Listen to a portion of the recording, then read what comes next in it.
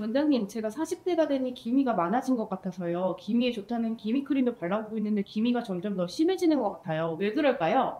네, 이제 나이가 들어가시면서 보통 색소가 심해지고 기미도 심해지죠. 그래서 저한테 이제 기미나 색소가 고민이 되셔서 오는 분들이 많이 있는데요. 그런데 보통 저한테 오시기 전에 스스로 어떤 미백 크림이나 기능성 제품들을 많이 사용해 보시고 이것저것 시도해 보신 다음에 도저히 이제 효과가 없으니까 저한테 결국 오게 되시는데요. 그런데 이때 많은 분들 얘기를 들어보면 기미를 좋아지게 하기 위해서 뭐 이런 걸 했는데 오히려 이것 때문에 기미가 더 나빠졌다, 이제 이런 것들이 있어요. 그래서 PD님 같은 경우도 혹시 이렇게 기미가 오히려 더 나빠지는 어떤 방법을 쓰신 게 아닌가, 지금 이런 게 의심이 좀 되는데요. 그래서 이번 영상에서는 내가 집에서 기미가 좋아지기 위해서 이렇게 했는데 오히려 기미가 나빠지는 그런 행동 5가지에 대해서 한번 말씀드려 볼까 합니다. 제 영상을 시청하시는 분들 중에 91% 정도는 구독 버튼을 누르지 않고 시청하고 계시는데요. 지금 잠깐 시간 내셔서 구독, 좋아요 한번 눌러주시면 제 채널을 유지하는 데 큰 힘이 됩니다.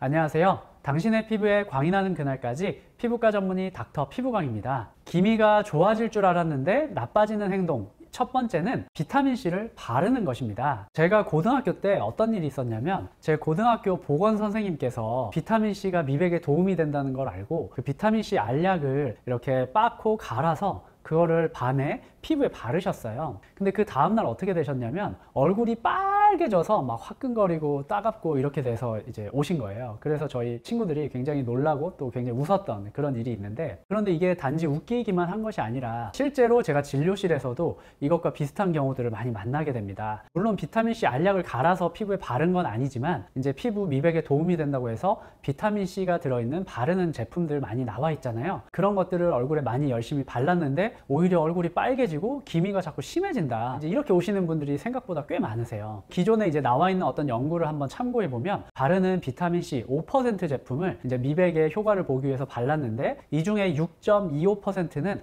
이 비타민C 바르는 것 때문에 피부에 자극을 받게 되거든요. 그렇게 되면 피부가 붉어지고 따갑고 화끈거리고 이런 자극 증상이 나오게 되고, 그 다음에 피부가 민감한 분들, 특히 이제 기미가 있는 그런 분들 같은 경우는 이렇게 피부에 자극이 되고 붉어지고 피부에 염증이 생길 경우에 그 후에 기미가 심해질 가능성이 매우 높게 됩니다. 그래서 제가 본 분들도 바르는 비타민C를 열심히 발랐는데 오히려 피부가 빨개지고 따갑고 화끈거리고 가렵고 이러더니 기미가 더 심해졌다, 이런 식으로 말씀하시는 분들이 꽤 많아요. 그런데 이 바르는 비타민C의 경우 농도가 20%까지는 미백 효과가 증가할 수가 있는데 20%가 넘어가면 왜 그런지 모르겠지만 미백 효과가 떨어져요. 그래서 바르는 비타민C 제품들의 경우 보통 5%로 시중에 출시되는 경우보다는 뭐 10%나 15%나 혹은 뭐 17% 이런 식으로 꽤 높은 농도로 나오는 경우가 많은데요. 아까 제가 5%를 발랐을 때 6.25%에서 자극이 있다고 말씀드렸잖아요. 그런데 농도가 올라가면 당연히 자극이 되는 경우가 더 많아지겠죠. 그래서 피부가 민감하고 기미가 있는 분들 같은 경우는 바르는 비타민C를 사용해서 이 기미를 좋아지게 하려고 하다가 오히려 이 비타민C 때문에 자극이 되고 붉어지고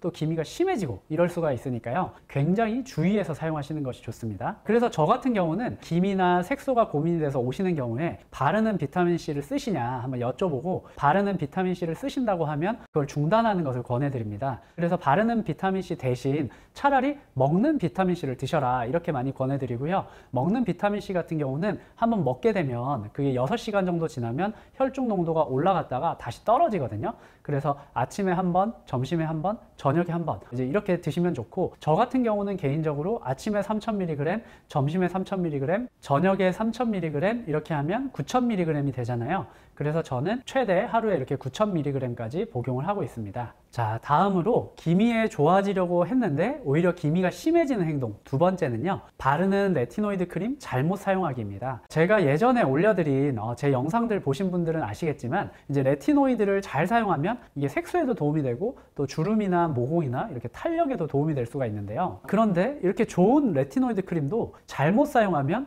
피부에 자극이 되고 또 기미를 심하게 만들 수가 있습니다. 기존 연구를 참고해 보면 0.1% 아다팔렌, 이게 우리가 흔히 쓰는 디페린이고요. 그리고 0.05% 트레티노인, 이게 흔히 쓰는 스티바 0.05%짜리입니다. 그런데 이걸 써서 연구를 해봤더니 이제 스티바 0.05%를 썼을 때 대략 63% 정도에서 붉어지고 뭐 각질이 벗겨진다거나 따갑다거나 이런 자극되는 증상을 경험한다고 보고한 연구가 있고요. 또 0.1% 이 아다팔렌, 그러니까 디페린을 썼을 때 21% 정도에서 자극이 된다고 이렇게 보고한 연구가 있습니다. 그래서 디페린이나 스티바와 같은 이런 레티노이드는 잘 사용하면 피부에 굉장히 도움이 되지만 잘못 사용하면 피부가 붉어지고 따갑고 화끈거리고 각질이 일어나고 그 자극 증상 뒤에 나중에 색소가 심해지는, 기미가 심해지는 그런 부작용을 겪을 수가 있습니다. 그래서 이런 레티노이드 같은 경우는 굉장히 주의해서 사용하는 것이 필요한데요. 보통 저 같은 경우는 밤에 세안을 하고 물기를 닦아내고 보습을 먼저 한 후에 레티노이드를 쌀알 혹은 쌀알의 절반 정도 굉장히 소량을 짜고요. 그것을 보습제랑 균일하게 섞은 다음에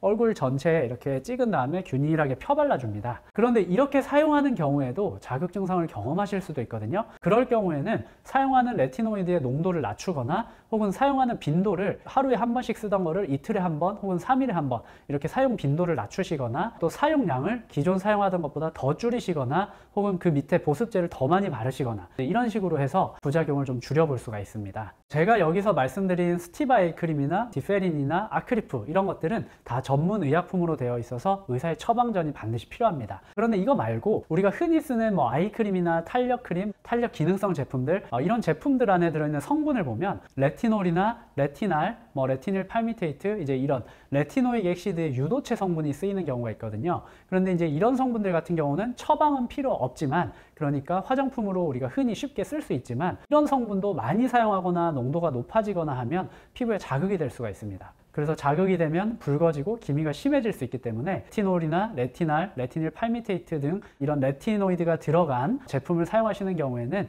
주의하시는 것이 좋겠습니다. 기미가 좋아지는 줄 알았는데 기미가 나빠지는 행동 세 번째는 미백 크림을 잘못 사용하는 것입니다. 제가 여기서 미백 크림이라고 표현을 했는데 저는 보통 저희 병원에서 이제 색소 치료 받는 분들한테 멜라논이라고 하는 제품을 사용을 해요. 그런데 이 제품이 비교적 안전하면서도 또 효과가 있다고 생각을 해서 제품을 처방을 하고 사용 방법을 안내를 해드리는데요. 그런데 이 멜라논뿐만 아니라 시중에는 이 멜라논과 비슷한 뭐 멜라토닝이 됐던 이런 비슷한 제품들이 굉장히 많이 있습니다. 이 미백 크림 같은 경우에 그냥 하이드로퀴논이라고 하는 미백 효과가 있는 성분 하나만 들어있는 것도 있고 또 다른 성분이 섞여 있는 그런 제품들도 있습니다. 그런데 이 미백 크림을 또 집에서 잘 써서 내가 기미를 좋아지게 해보겠다 이렇게 하다가 앞서 레티노이드에서 말씀드렸던 것과 비슷하게 자극 증상을 경험하는 경우가 있습니다. 이것도 한 연구를 보면 4% 하이드로퀴논을 썼을 때 대략 68% 정도에서 자극을 경험한다는 보고가 있습니다. 68%면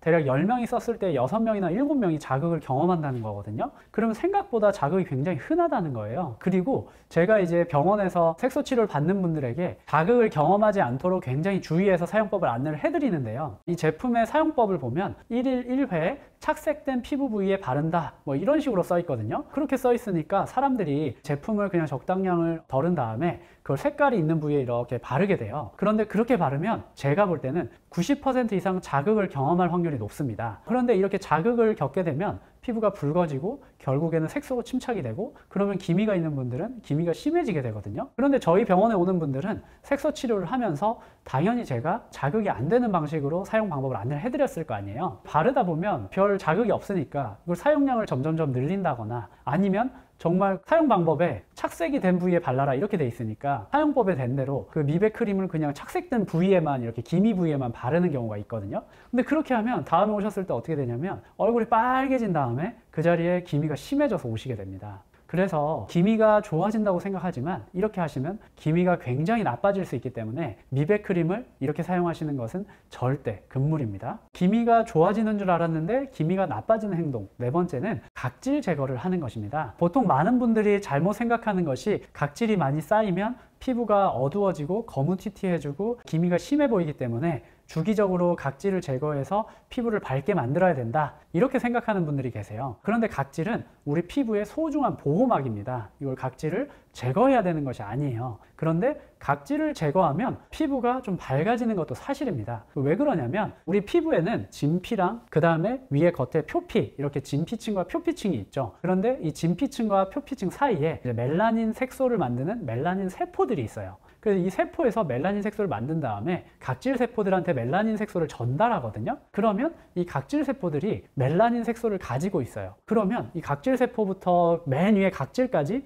얘네가 멜라닌 색소를 다 가지고 있는데, 우리가 각질 제거를 해서 이 각질을 좀 녹여서 각질층을 얇게 만들면 멜라닌 색소를 가지고 있는 각질이 적어지니까 당연히 피부톤이 밝아지겠죠. 그래서 기미 치료에 대한 논문들이나 피부과학 교과서를 보면 기미 치료 방법에 이 글라이콜릭 액시드라고 하는 각질 제거하는 이 필링 요법도 기미 치료 방법의 하나로 소개가 되고 있어요. 그런데 제가 병원을 운영하면서 기미 환자분들한테도 이렇게 필링을 많이 해보니까 처음에는 이 글라이콜릭 액시드 필링을 하면 뭔가 톤이 환해지고 밝아지고 기미가 좋아지고 이러는 것 같은데, 결국에는 기미가 다시 돌아오고 점점점 심해지게 됩니다. 그 왜 그러냐면, 이렇게 화학적인 산을 이용해서 각질 제거를 하면 우리 겉에 정상적인 피부 장벽의 보호막인 각질을 산을 이용해서 녹여내는 거거든요. 그러면 기미가 있고 피부가 굉장히 민감한 경우에는 이 각질 제거 필링 사용만으로도 피부에 자극이 됩니다. 그러면 피부가 붉어지고 피부에 염증이 생기고 결국은 색소 침착이 따라오게 되어 있거든요. 그래서 기미가 있고 민감한 분들은 자극이 되어서 붉어지고 그 후에 기미가 심해지는 결과를 보게 됩니다. 그래서 저는 기미가 있는 분들은 그냥 이런 필링이나 각질 제거 이런 것들은 절대 하지 마시라, 이렇게 말씀을 드립니다. 자, 다음으로 기미가 좋아질 것 같지만 기미가 나빠지는 행동, 5번째는 붙이는 기미 패치 사용하는 것입니다. 제가 예전 영상에서 이제 햇빛 차단하기 위해서 붙이는 기미 패치 같은 것도 사용하면 도움이 될 수 있다, 이렇게 말씀을 드렸는데요. 기미 패치를 붙이면 자외선이 우리 피부로 오다가 이 패치에 부딪힌 다음에 반사돼서 우리 피부로 들어오지 못하게 되니까 당연히 기미를 악화시키는 것을 막을 수가 있겠죠. 그래서 도움이 될 수가 있을 텐데, 그런데 이 기미 패치들이 대체로 이제 접착제가 발려서 피부에 붙이는 방식으로 쓰이는 거다 보니까요, 접착제 때문에 피부에 자극이 될 수가 있어요. 그러면 그 붙인 부위를 따라서 피부가 빨개지고, 이제 앞서 말씀드린 것처럼 빨갛다는 것은 그 피부에 자극이 되고 염증이 되고 그 결과 색소 침착이 따라오게 되어 있거든요. 그래서 기미가 있는 분들은 그것 때문에 오히려 기미가 심해질 수 있다. 그래서 기미 패치를 붙이셨는데 피부가 붉어지거나 좀 자극되는 증상이 있다, 그런 분들은 절대 붙이는 기미 패치를 사용하지 마시기 바랍니다. 그런데 내가 기미 패치를 붙여봤는데 그 기미 패치 모양대로 붉어지거나 이런 자극 증상이 전혀 없다, 이런 분들은 걱정하지 말고 그냥 기미 패치를 사용하셔도 됩니다. 자, 그럼 기미 패치를 붙였는데 자극되는 분들은 어떻게 하면 좋으냐? 그런 분들은 선캡인데 얼굴을 가릴 수 있는 것들이 있어요. 이런 선캡 같은 것을 적극 활용하시거나, 아니면 이제 골프용 마스크 같은 거 있거든요. 두건 같이 생겨서 눈 밑으로 이렇게 쫙 가릴 수 있는 그런 마스크가 있어요. 이제 이런 마스크 같은 걸 활용하시거나, 혹은 챙이 굉장히 넓은 이런 햇 같은 이런 모자를 활용하시거나, 혹은 두껍고 어두운 우산, 이런 것들을 사용하셔서 물리적으로 햇빛을 최대한 가리시는 것을 추천드립니다. 이번 영상에서는 내가 집에서 기미가 좋아지려고 했는데 오히려 이것 때문에 기미가 나빠지는 행동들 5가지에 대해서 말씀드렸습니다. 물론 이제 비용을 아끼면서 집에서 관리를 통해서 기미를 좋아지게 할 수도 있습니다. 그런데 이런 방법들을 잘못된 방법을 사용할 경우에는 오히려 내 기미를 더 악화시킬 수가 있기 때문에 내가 지금 사용하는 방법이 잘 되고 있는 것인지, 혹은 기미를 악화시키고 있는 건 아닌지 필요한 경우에는 전문가와 상의를 하신 후에 적절한 방법으로 사용하시는 것이 좋겠습니다. 그리고 제가 말씀드린 것 말고도 기미와 관련해서 궁금한 것들이 있으면 제가 댓글에 답변을 다 달아드리지는 못하더라도 다음 영상을 만들 때 참고해서 관련 내용을 한번 만들어 보도록 하겠습니다. 지금까지 당신의 피부에 광이 나는 그날까지 피부과 전문의 닥터 피부광이었습니다. 이번 영상이 도움이 되셨다면 구독, 좋아요, 알림 설정 부탁드립니다.